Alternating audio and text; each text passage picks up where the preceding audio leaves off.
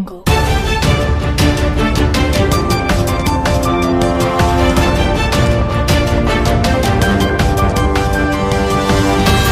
Jungle.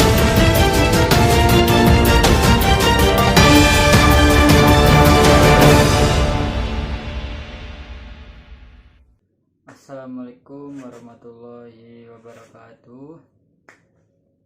Sampurasun Wilajeng santen ka pamirsa sadayana patepangdi sareng simkuring Muhammad Ajrul Januar Kusandi di Kilas Warta.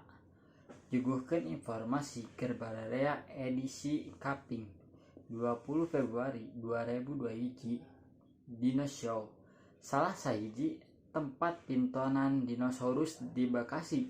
Ayeuna jadi pangjujunan palarea kaasup pangjujunan tempat ngabuburit. Di ieu tempat nu ngadong-donja meunang pagawe ruh anu mundeuh ngeunaan dinosaurus. Pikaresepkeun kitu pisan wahana dinosaurus di hiji mall di Bekasi teh. Teu kudu heran mun eta pintonan teu weleh henteunan kunu lalajo. Utamana barudak bari diaping ku kolotna.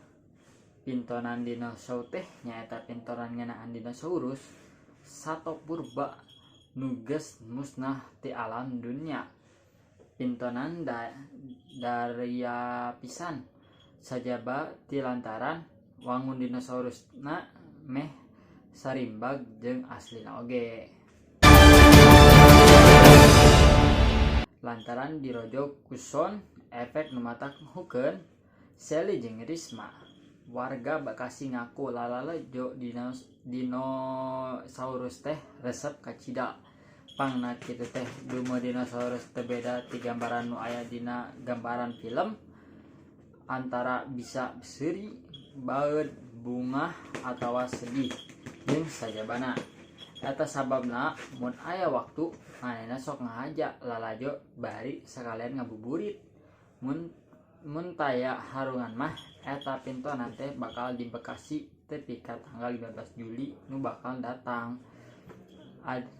Pamirsa, sakitu wae anu kusim kuring didugikeun.